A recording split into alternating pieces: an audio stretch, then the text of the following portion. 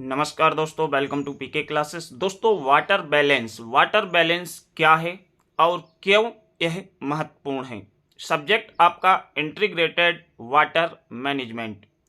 तो आइए दोस्तों देखते हैं वाटर बैलेंस क्या होता है।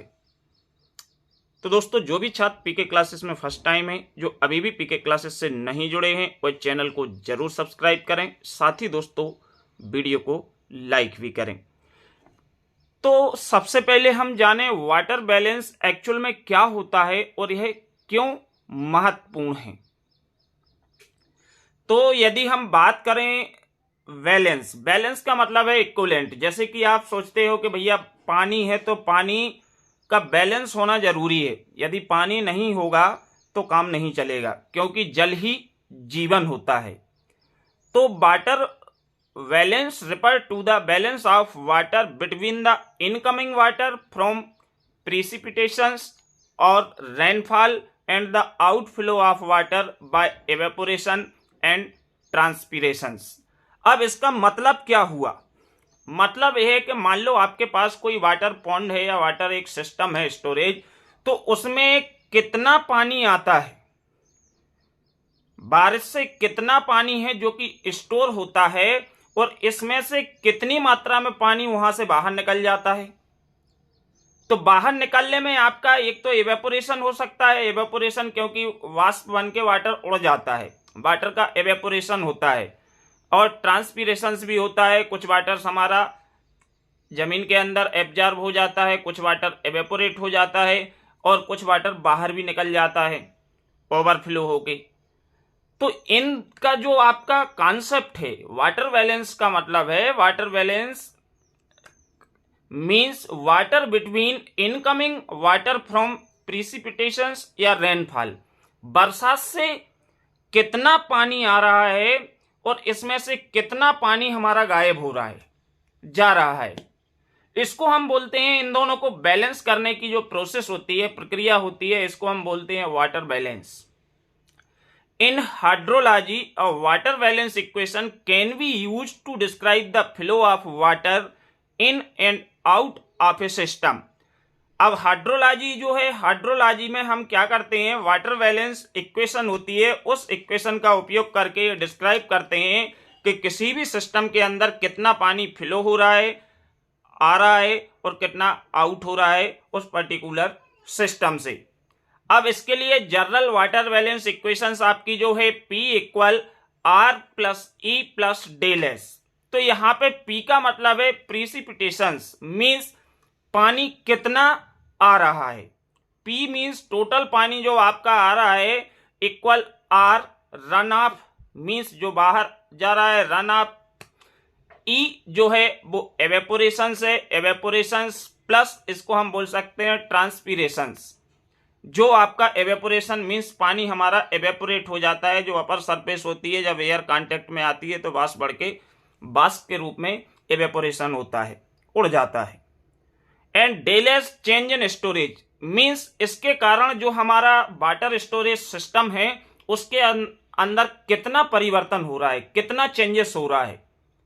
क्योंकि भाई पानी आपका मालूम पड़ा कि 100 लीटर पानी किसी भी, मान लो फॉर एग्जांपल किसी एक स्टोरेज टैंक में आया, इस 100 लीटर पानी में से आपका 50 लीटर पानी या 30 लीटर जो है वो आपका लॉसेस में चला गया, एवेपोरेट हो गया, या ट्रांसपिरेशन हो गया, या अंडरग्राउंड जमीन ने अवशोषित कर लिया, एब्जॉर्ब कर लिया। तो इसमें कितना चेंजेस हमारे स्टोरेज टैंक में आएगा, उतना पानी आपका क्या होगा, कम हो जाएगा। तो this equation show that water is entering in the system in the form of precipitations and living in term of evaporation and surface runoff। Means यह इक्वेशन ये बताती है कि water is entering in A system means इस system के अंदर कितना पानी है जो कि इंटर कर रहा है बरसात से, और कितना है जो कि बाहर एग्जिट हो रहा है, जो आपकी टर्म हो सकती है evaporation and surface run of, और सरफेस के कारण, जमीन के कारण जो आपका आगे ओवरफ्लो हो जाता है या बह जाता है, जमीन एब्जॉर्ब करती है। तो ये हमें क्यों इंपॉर्टेंट है, तो इसमें आप देखेंगे तो यहाँ पे एक सिंपल सा आपका डायग्राम है, जो डायग्राम आपके लिए, मान लो कि ये हमारा वाटर स्टोरेज है, या यहाँ पे हमारे बहुत सारे पेड़्स वगैरह भी लगे हैं, पौधे लगे हुए हैं, प्लांटेशन है, और इसके बाद जो पानी है, ये पानी आपका इस जगह से, पानी मीन्स ये आपका यहाँ पे बादल है, ये बादल हैं जहां से आपका बारिश हो रही है, बारिश हो रही है तो प्रिसिपिटेशन से मीन्स आपके ग्राउंड सरफेस या स्टोरेज में कितना पानी है जो कि इस प्रक्रिया के द्वारा आता है। इसके बाद यहाँ जो आपका दिखाया है, यहाँ पे आपका एवेपोरेशन है, पानी है जो कि डिफरेंट रूप में एवेपोरेट होता है। अलग अलग प्रक्रियाएं होती हैं हाइड्रोलॉजी के अंदर, जिसमें पानी हमारा, हम यदि बात करें तो पानी जैसे कि आप देखते हो गर्मियों में कई बहुत सारे हमारे रिवर, तालाब, कैनल से सूख जाते हैं, तो ये पानी जाता कहाँ है? पानी का जो ग्राउंड लेवल है वो कम हो जाता है। तो कुछ पानी तो ये हमारे अंडरग्राउंड वाटर को रिचार्ज करता है क्योंकि नीचे चला जाता है, कुछ पानी हमारा एवेपोरेट हो जाता है। तो इसके कारण स्टोरेज टैंक में क्या चेंजेस आता है, जो रिप्रेजेंट करता है किसको? डेल एस को। और आर बताता है रन ऑफ, जो इसके स्टोरेज से बाहर मूव कर रहा है वो आपका यहाँ पे ये क्या है? रन ऑफ है। और ये बहुत सारे आपके प्लांट्स हैं जो कि लगे हुए हैं। तो वाटर बैलेंस इंपॉर्टेंस क्या है? Water balance is in important to manage water supply and predict where there may be water shortage. Means water balance से हमको एक ये फायदा होता है कि मान लो आप हाइड्रो पावर प्लांट की बात कर रहे हैं, तो हाइड्रो पावर प्लांट में आपके पास टोटल रेनी सीजन्स में कितना वाटर डैम के अंदर स्टोर हो रहा है। इस वाटर डैम के अंदर स्टोर होने के बाद अब इसमें आपका कितना है जो कि वाटर फ्लो हो रहा है टरबाइन को घुमाने में, या कितना वाटर आपका पर सेकेंड डैम से रिलीज हो रहा है, और कितना आपके लॉसेस हो रहे हैं एवेपोरेशन एंड रन ऑफ से।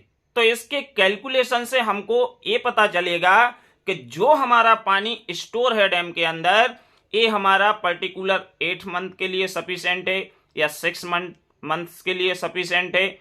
तो ये हम पहले से गणना करके, कैलकुलेशन करके क्या होता है, प्रिडिक्शन कर सकते हैं कि ये भैया जो पानी है हमें इस पर्टिकुलर मंथ में समस्या होने वाली है, पानी की दिक्कत आने वाली है, क्योंकि पानी 30% आपका लॉसेस हो जाएगा एवेपोरेशन, और कुछ आपका ग्राउंड के अंदर एब्जॉर्ब हो जाएगा, ट्रांसपिरेशन हो जाएगा, रन ऑफ हो जाएगा।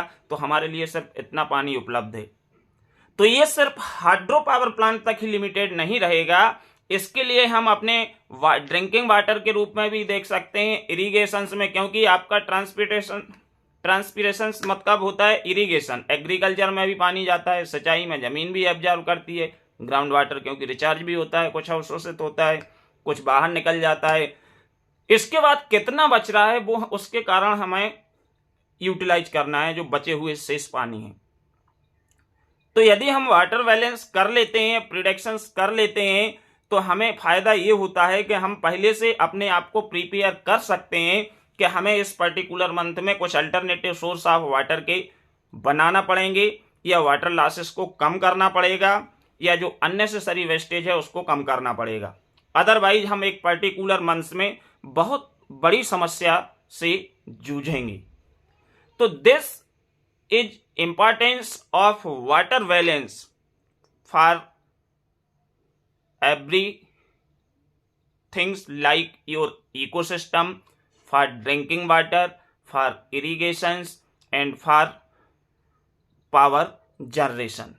हर जगह पे हम इकोसिस्टम की बात करें तो हमारे पेड़ पौधों के लिए यदि पानी नहीं मिलेगा तो वो हमारे इकोसिस्टम को गड़बड़ाएंगे। जो जीव जंतु हमारे इसमें रहते हैं एनवायरनमेंट में, इकोसिस्टम में, बायोडाइवर्सिटी आपने नाम सुना होगा, तो इन सब जगहों पे साथ ही हमारे पीने के लिए भी दिक्कत हो सकती है। साथ ही हमारे जो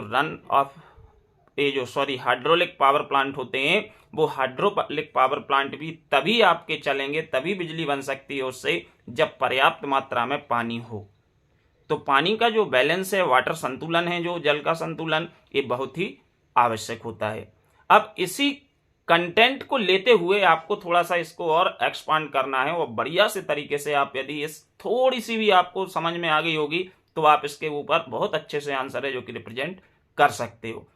तो इसका आंसर आप कैसे, ये जो इक्वेशन होती है, इस इक्वेशन में ध्यान में रखना है कि टोटल कितना बारिश हुई, उससे कितना पानी इनकमिंग हुआ, कितना आया और कितना बाहर गया।